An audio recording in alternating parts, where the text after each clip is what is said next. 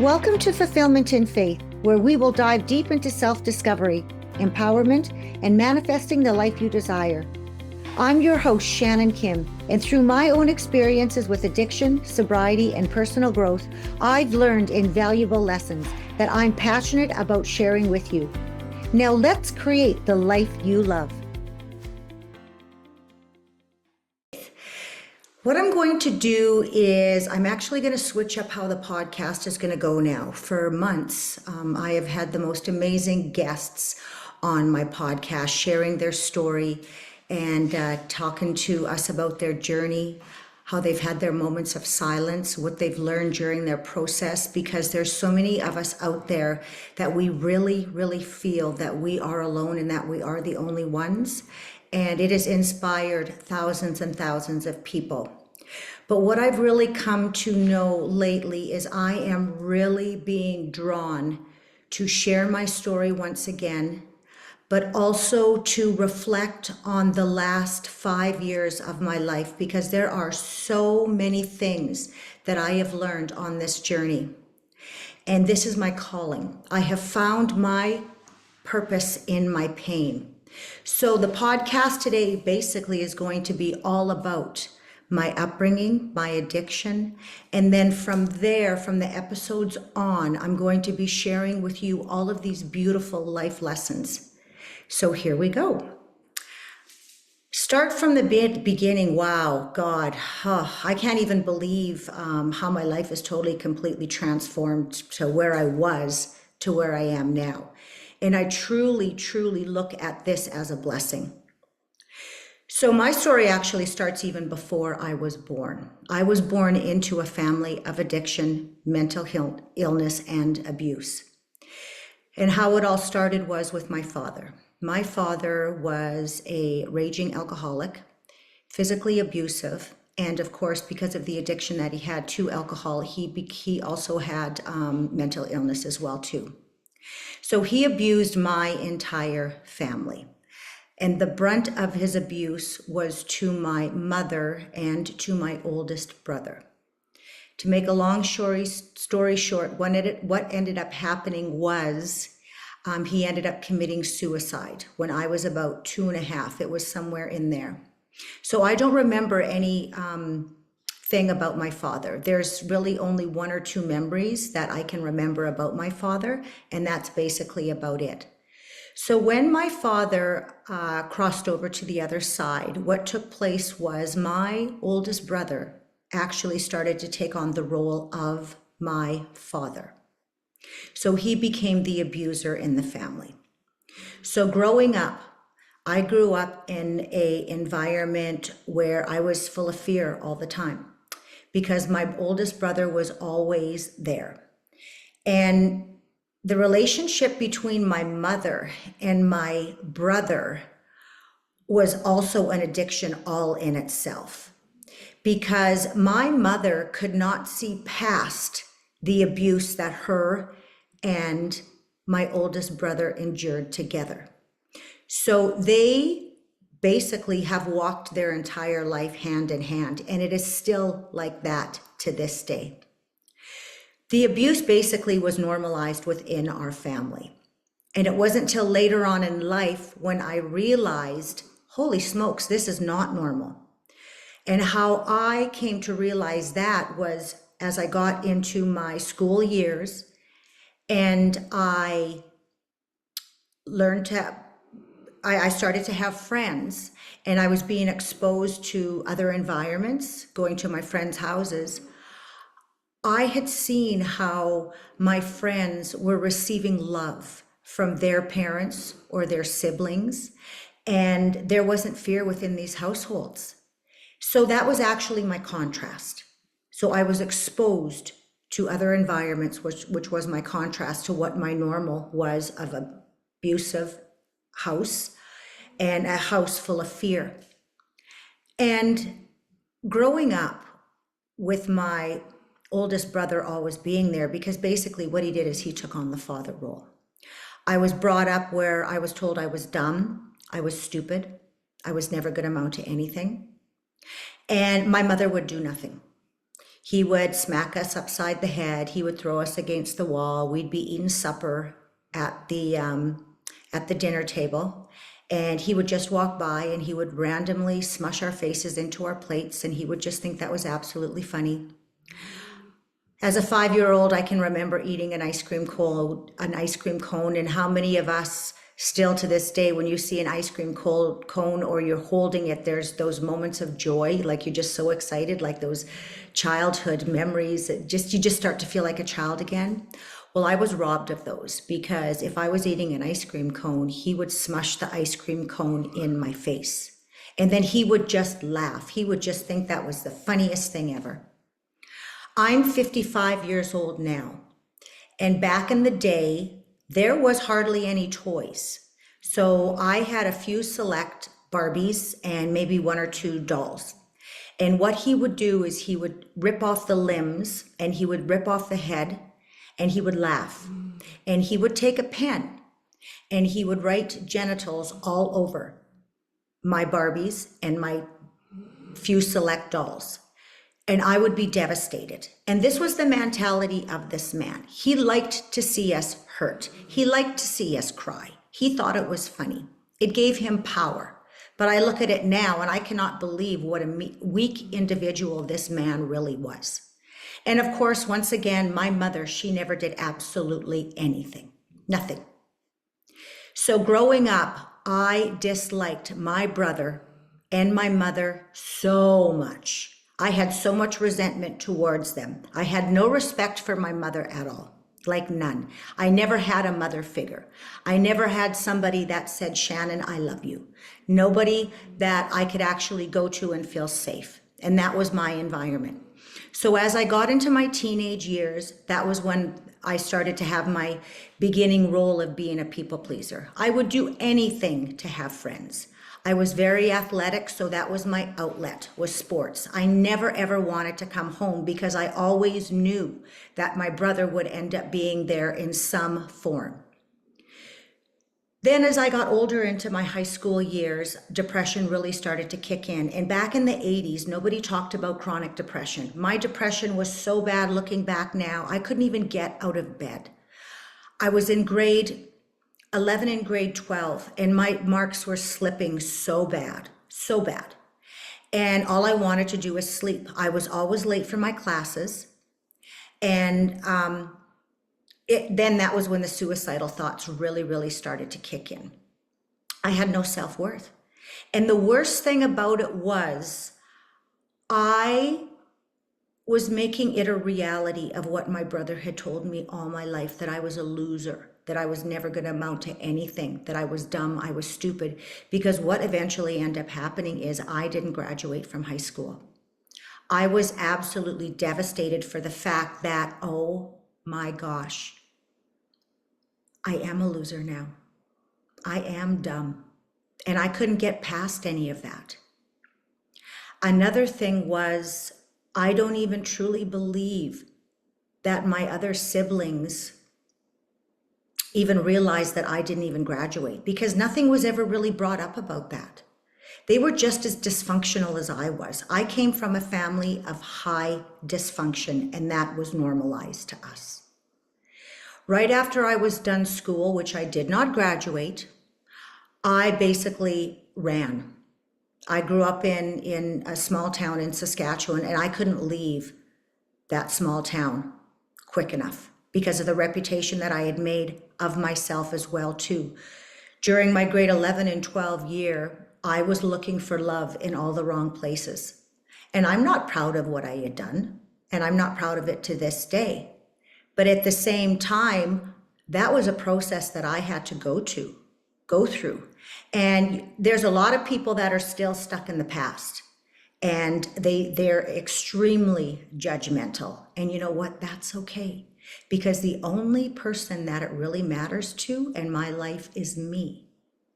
And it's a lot easier to judge other people than to really look at yourself and start speaking the truth of who you are and living in that true, authentic aspect of who you are. And I can honestly say that I am there, and I am so freaking proud of myself. So when I got into my 20s in my 30s, that was when I really started to step into the role of being a people pleaser, and I was also a chameleon. I turned into what everybody wanted me to be because I was afraid. I was afraid that people would not like me. So I had all these different roles. I could walk into a room and I could be this party animal. I could walk into this room and I could be the classiest person that you could ever see. I could walk into this room and I could get into a conversation like I lit up the room. But the problem was I wasn't me. I had lost who I was. And I did that all throughout my 20s and all throughout my 30s. And because I wasn't living my true authentic self and I didn't know that I didn't love myself, I had no clue about any of that. I had attracted like-minded people. I had attracted people into my life that did not love me, that did not respect me. So I endured no physical abuse, but I endured a lot of mental abuse. People that did not like me, people that used me. I could lift everybody else up, but I couldn't lift myself up. And I thought that I was doing the right thing, that people were liking me because I was doing that. So eventually what ended up happening as well is I ended up marrying into a family that I did think, I thought that they did truly love me. And I thought that my husband actually truly loved me as well. But now as the years have gone by and I've gone through the marriage, I see now how everything has unfolded and why I am in the process of getting a divorce right now.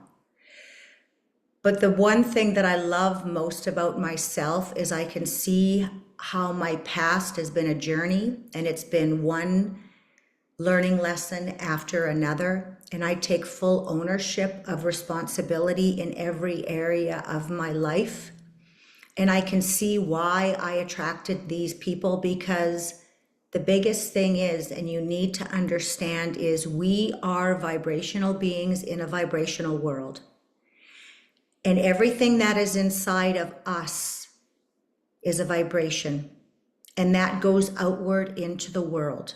So what I did throughout my whole entire life, because I was on such a low vibration of fear, anxiety, depression, all of that, I was attracting people like-minded. So I had attracted all of these people into my life, and I get that. How can I attract people that love me if I do not love myself? How can I attract people into my life that want to take care of me if I'm not willing to take care of myself, and I am letting people walk all over me, and I am being a people pleaser, and I am being a chameleon? What I attracted was negativity and toxicity, and I totally get that, and I totally understand that. And that was why I can take responsibility. But the moment that I realized all of this, everything changed within my life. And that was August of 2019. That was my awakening to awareness. It got so bad for me prior to that, and I can go into deep detail, but that would probably take a whole hour all in itself. And what ended up happening with me throughout my years of being a people pleaser and a chameleon is I kept on suppressing and suppressing and suppressing all of my feelings and emotions. I had such resentment for my upbringing, for my past, for my last name, for my family, because I didn't feel protected. I had so much resentment towards my brother who abused me. I had so much resentment towards my mother who didn't take care of me like a proper mother should. I eventually became addicted to alcohol. It was so bad for me that I started drinking at 6:30 in the morning, and I was being a high function alcoholic all throughout the day, and I was drinking 6 bottles of wine. I became extremely suicidal. I basically had turned into my brother. And I can say that because I resented him so much, and I disliked him so much, And what I concentrated on the most in my life was I did not want to be like him. But what you concentrate on the most in life, you actually become. So I became my brother. I became addicted to alcohol. I became not physically abusive, but that could have came easily. And I'll be honest with you, I could have easily physically abused, especially my children. But I came emotionally abusive. And I ended up in an institution just like my brother. My brother has been in and out of jail, and I ended up in an institution of a treatment center. So I became my brother. So when I woke up, I had my awakening to awareness. These are all of the things that came into reality, and I was just like, wow, oh my gosh. The only person that can change any of this is me, Shannan. I'm the only one that can change this. And it was in that moment I was looking at my children and I was looking at myself and I was thinking, I have normalized my upbringing for my children. And that is so wrong. And I'm not doing that anymore. I, in that moment, decided that I was going to be the best mother I could possibly be. I was going to be the best person for myself. And I was going to be a mentor no matter what. And that was when my life totally shifted and changed. I did not know what I was going to do going forward, but all I knew was there was changes that had to be made.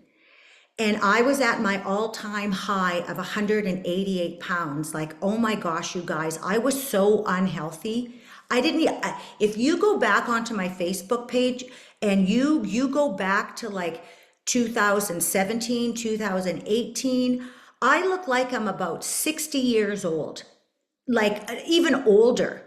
Now I look like I'm in my 30s, and I get told that all the time. And that was because I had released all of my fear from my body, my toxicity. I'd have totally changed my life.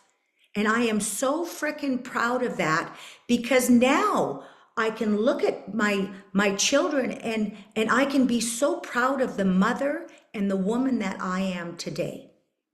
And from that moment on, I'll tell you, everything totally and completely changed. I didn't know how to do it, but my why was so damn strong. And still to this day, my why is so strong, and that's not going to change.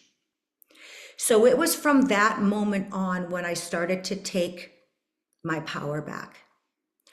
I actually started to sit in my stillness, and it was like, what do I want? I was asking myself these questions. What do I want?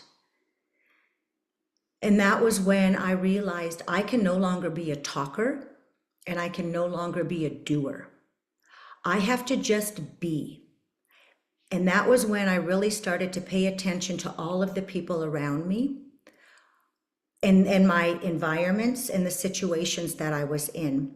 Because if I kept going on with the chaos and the noise that was going in my head and everything that was going on around me, I wasn't sitting in myself in my silence, and I wasn't studying what was going on around me. And that was a huge moment for me. I did that for months on end. And that was when, like I said, I was listening to how people were talking to me, and I was realizing, I don't like the way you're talking to me. I was being in environments that I didn't want to be in anymore, especially where there was alcohol or anything involved like that. And I'm like, I don't want to be in that anymore. And that was when I really started to set my boundaries, and I started to realize, what does Shannan want? And it was from there that I could actually go forward. I could set boundaries. I no longer hung out with people that disrespected me. I no longer became a people pleaser anymore. I didn't have to be a chameleon, because day by day, I was realizing what Shannan wants. And it was from there that I continued to grow and to become the woman that I wanted to be. And it was also from there that I realized too, that the connection between me and the universe is the most powerful thing ever. If I start trusting in the universe, I'm going to start trusting in myself, and I'm also going to be guided into the right ways that I am supposed to go. And that is exactly what I have done. I trust myself. I know that inner voice within inside me is what I want and is my soul, and that is the direction that I'm going in life. That is so, so important. And then from there, I started to share my story. I started to open up more and more. And it was the most beautiful thing because I was starting to release all that fear and judgment that I had towards myself. I realized it was no longer about what other people thought of me, because the only person that was going to make the changes within my world was me. So I started to share my story openly, and the most beautiful things started to happen.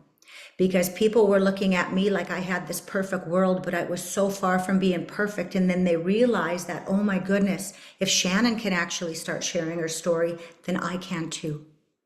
So people were starting to come to me and they were starting to tell me little tidbits about their life and what their experiences were. And then I decided I'm going to write my book. So I ended up writing a book called How in the Hell Did I Get Here? Because how many of us out there wake up and we think, how in the hell did we get here? Whether it's you end up having an addiction, or there's financial problems, or there's problems with the relationships, all of us have a story to tell. All of us do. That's why we're here on earth. We are here to experience the good and the bad. And it's from those bad experiences where we get the most from it, because that's where we grow. If everything is just perfect, lickety-boo, it's all great, we're not learning at all. We're not advancing. We're not going forward. So with my book, it was the most beautiful thing, and I didn't realize it at the time. It was the most freeing experience I ever had. And the thing about my book was too, is I wasn't writing it for me. I was writing it for somebody out there that had experienced the exact same thing that I went through, and all I wanted to do was help them. And still to this day, that is all a part of my why. I want to help you. I want to help you get through whatever you're going through. It's not all about addiction. That was just a fragment of my story. I've lost a baby. I have been in relationships I was married to a narcissist. There's just so many learning experiences that I'm going through, and I want to share them all with you. And that's why I'm here. And then from there, I ended up creating my podcast, Fulfillment in Faith. And I have people all over the world that, as you know, have been sharing their story. From there, it was like, I want to become a public speaker. I want to share my story. I want my story to get out there in the world, because people need to hear what I have to say. And I truly believe that. So I ended up doing a TED Talk. I went to Las Vegas. I got accepted, and I went to Las Vegas January 27th of 2024, and I got accepted into my TED Talk. And when I walked out on that red dot, let me tell you, I knew I was home. It was the most amazing and beautiful thing I have ever experienced. And when I stood out there and I did my talk and I received a standing ovation, and the tears that were pouring out of people's eyes, I was like, oh my God. That just showed me that I have got something to say.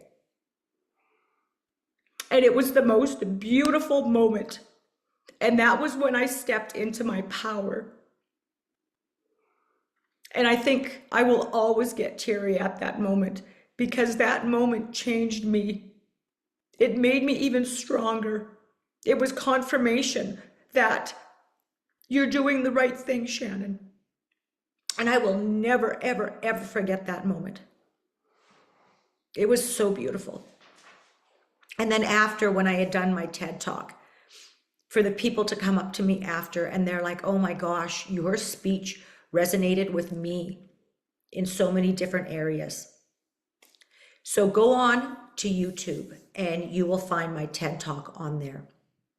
And then also throughout my whole journey too, is I've actually created programs.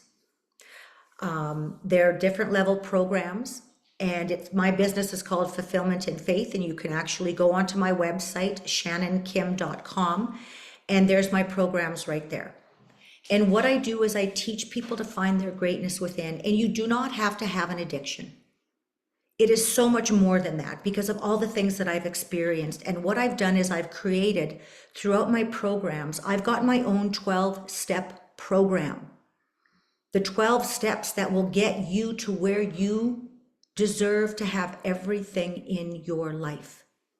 You have to know what you want. You have to sit in your stillness. You have to look at your past and you have to realize that that was your past. Let it go. You have to take responsibility in your life in order to go forward. You have to create what you want for your future. You have to see it. You have to learn to believe it. You have to get rid of that old identity. That's what's stopping you from creating that new version of yourself. You have to step into that new version. I have totally and completely changed. I am my end result version. I see it. I believe it. You guys can see it just by looking at me from where I was to where I am now.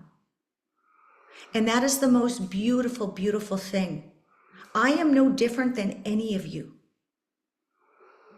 I believe in myself. And you know what the most beautiful thing is too? Is I believe in all of you. I believe that every single one of you that is going through a tough time right now, you can get out of it. Because I've been there. So basically, that is my story in a nutshell. I could go on into greater detail, but all I can say is over the next however many weeks or months, I've got so much to share with all of you. I'm going to be explaining to you all of my 12 steps in my program that I live totally and completely on a daily basis because I live my program. I talk my program. I am my program. I sleep my programs. I eat my programs. I am what you see. So in closing, I want to say thank you very much for all of you that have listened to my podcast today. I am looking forward to continuing on, sharing my thoughts, teaching you guys. This is the best thing ever. And if you know somebody that needs to hear this podcast today, send it to them. And I want you to share this.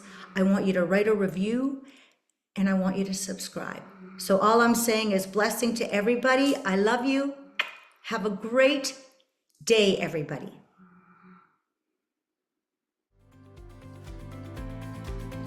Thank you for tuning into Fulfillment in Faith.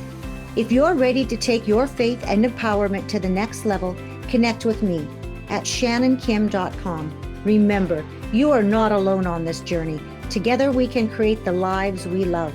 Until next time, stay empowered and keep the faith.